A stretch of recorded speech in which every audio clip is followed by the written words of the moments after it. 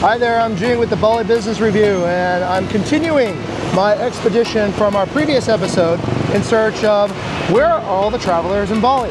Last week we went up the coastline along the west side of Bali, covering Kuta, Labuan, Bukit, and Canggu. Today we're going to go to the deep south here towards Uluwatu to see what's happening here on the streets and in the sky for where is the traveler who is elusive to be found. Now, why is it so hard to find anybody who's actually traveling in Bali? Why are the beaches empty? Why are the streets empty? So come with me on this episode as we explore the south of Bali, covering areas like Jimbaran, Uluwatu, Hachatu, Melasti Beach, Nusa Dua, and other areas here in the deep south of Bali to see are potentially travelers moving and shifting to a different region. And let's go and find out from the streets, on this motorbike, and in the sky, from this drone, and discover what the truth is.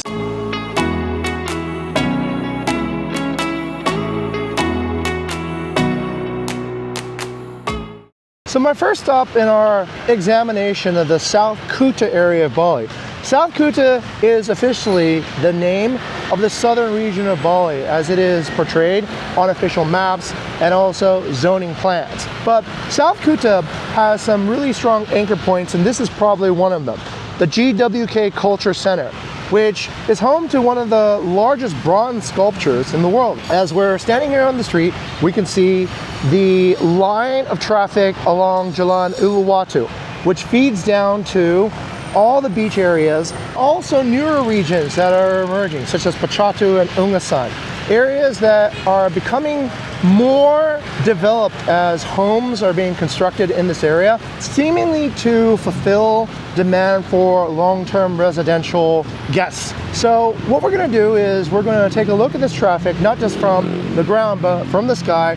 We're going to find a high point to be able to see it, and let's take a look at what we're seeing. Okay, so remarking on our first flight above the Garuda Vishnu Kanchana complex here in Jimbaran, some stunning observations are to be made. The first observation is that the traffic is pretty sparse when you take a look at it from the sky. It doesn't feel that congested. If you take a look and I guess analyze some of the composition of the traffic, you'll find that it seems like there's a good percentage of it that is related to construction and infrastructure purposes, which is basically like water trucks and dump trucks and things bring materials to actually continue building in this area. That's kind of like what I'm seeing a lot of. Strangely enough, I flew over the site of the cultural complex, and there was almost no people inside. It was a very low occupancy again. And furthermore, some observations that I made are, number one, building on a hillside comes with unique risks here on the Bukit area, which is that it's very possible your entire premise for having this really beautiful view that you can see with this altitude above the rest of Bali, it can get blocked by your neighbor in front of you. One of the biggest risks that you can take with entering a competitive property market like in Bali is to not know the value of your own property or the value of your region. Bukit Vista solves this by giving free valuations to any property owner who is looking to start their journey, a data-driven, AI-enabled valuation that we provide for free. Sign up for yours today on our landing page, and you'll start your pathway to investment success.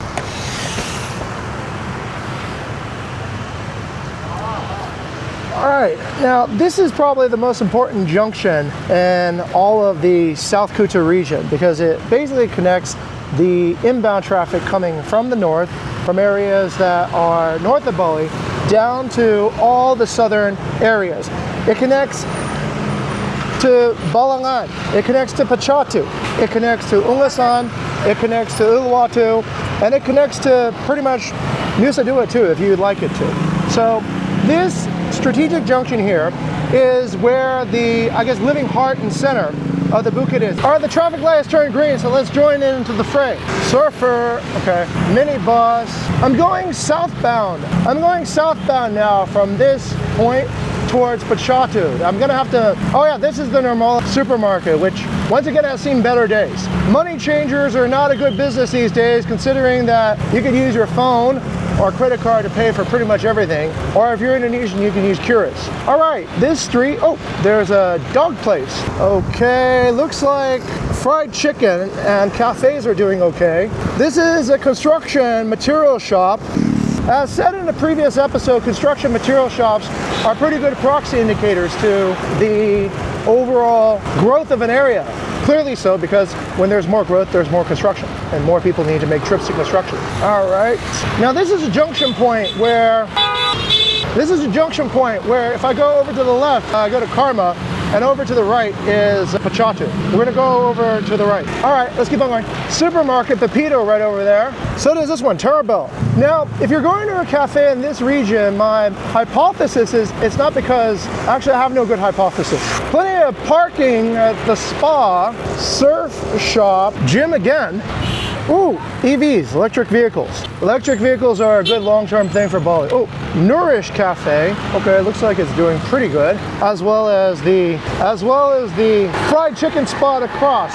There could be no better contrast between privileged food and poverty food right over here. I don't know how some people don't see the irony in that, but fried chicken for everyone else and health food if you're elite. I'm going to take a quick break in the supermarket over here to examine the health of this neighborhood in Pachatu. Now, like I said earlier, I do get the feeling a lot of people are coming to stay in Bali more long-term. Buckwheat, green buckwheat. Well, the simple thing buckwheat says about a community is that there must be Eastern Europeans, most likely Russians, Ukrainians, Slavic people, because buckwheat is primarily only eaten by cultures from these categories. So when we see, let's say, certain items appear in a supermarket like Vegemite or buckwheat or Tabasco sauce, then it can be a pretty good indicator that there are Russians, Australians, and Americans beginning to settle down. And in addition to different cultures, you can also get a kind of a sense of the, I guess, social status of some of the residents in the neighborhood coming to find, well, what is the most expensive items being sold in the supermarket? Well, like this one, there's Macallan, which is Scotch for those of you that don't know, for a whopping 4 million rupees. But that's not the most expensive yet. This bottle of cognac, this Hennessy cognac, is 6.9 million rupees. But the crown jewel of course, is this Dom Perignon. This Dom Perignon is selling for 11 million rupees right here. Wow. It's 2009 vintage. Whoa, I found an even more expensive one. This is a type of champagne that I feel deeply uncultured. I've never heard of this brand before. Armand de Brignot, this one that looks like a spade, this is selling for 15 million rupees, which is $1,000 in Bali. Okay, well, I guess there's some pretty high-end people living in this neighborhood these days. I'm standing at what is the entrance of the Uluwatu Temple. We could see that gate behind me. And there's no traffic today. In fact, it's very light. We'll take the drone up there in the sky to take another look. But normally during what you would expect a shoulder season like April right now, it should be pretty packed, but it's fairly empty. The thing about why Uluwatu makes a very good proxy indicator is because it's the largest attraction on this side of Bali, in the South Kuta area, below the airport. And if you don't find much going on, then that probably means things are pretty quiet in terms of a general attraction in this area. If times are good, you would see, I guess, more visitors going inside. Okay, I'm gonna stop at this little wall room right outside the temple for some lunch here. And so the drone update looks like this, all right? It's a beautiful day, no doubt. The ocean is blue and the skies are great and you can see the waves. But once again, at the inside of the Uluwatu Temple, what you'll notice is that the parking lot is empty. There's like very few people there. And also looking around the temple from the sky, you don't see that much people around. Now that's two attractions, including the GWK, also showing a fairly empty parking lot as well from our drone survey above just earlier. And no buses, no large tour groups, no student even travel, no meetings, incentive, convention, or events. So the temple is kind of seeing really, really low traffic these days. And that's the top two attractions in the entire area. Now it's also worthwhile to remark some of this beautiful coastline that we just saw earlier from our first takeoff point. So as we examine the beach, there's kind of an array of things that we should probably notice.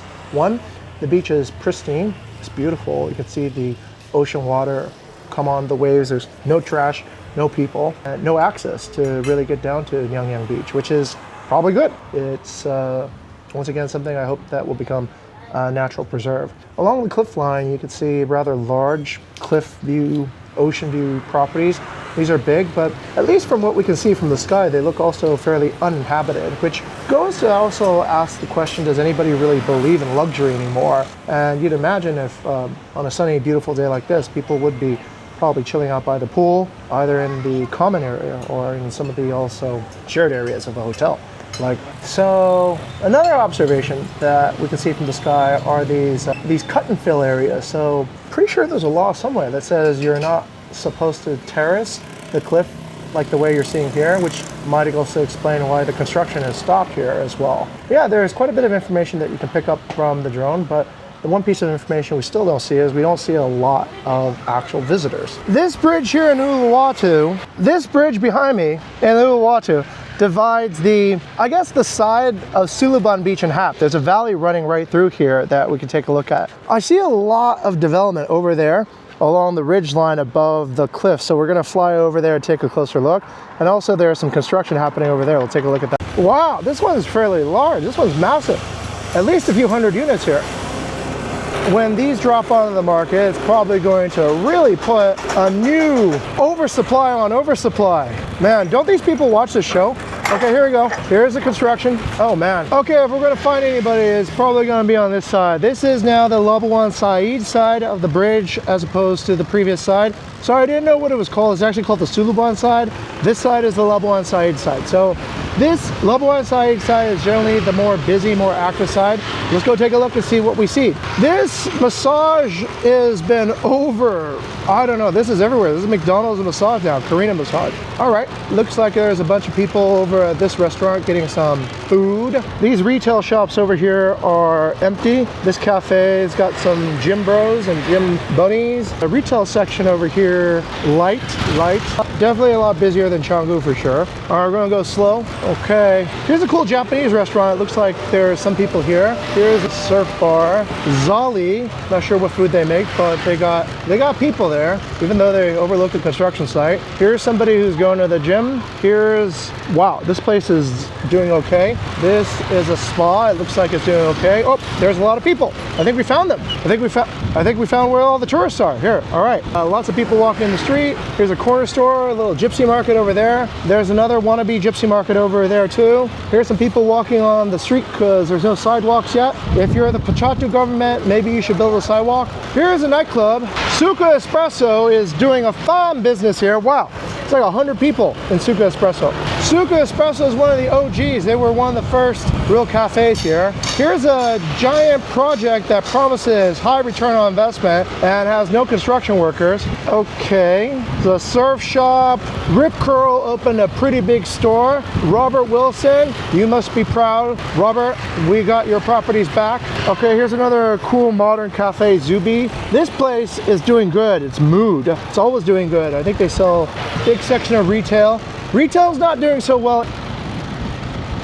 I think people just buy things online. I don't think they buy things in real life anymore. That's my guess, right? But what do I know? Another large unfinished construction project. Oh, some dogs. Buy dogs. Nope, I take it back. This construction project looked like it's serious. They got some workers up there. That business went out of business. A inbound traffic jam. Let's take a look inside the cars. They're empty, so they probably just dropped off their passengers, or they're looking for passengers. Here's a bunch of people. The crowd here is fairly young. I wish I was young again. I have a theory for why the crowd is always so young in this area. It's because the beaches require you to actually get on the stairs and walk down. So if you're old and not in shape, then I guess you probably would avoid going to places like this. That's my theory at least. But what's definitely surprising me these days is that, what's definitely surprising me is Paddle. Paddle Place, empty. Hey, what's up, man? Paddle Place is Let's give a shout out to Yeye's. Yeye is the original OG Western Cafe restaurant here. This is a really beautiful drive. I hope nobody ever messes with it. You can see the ocean as you go down this hill.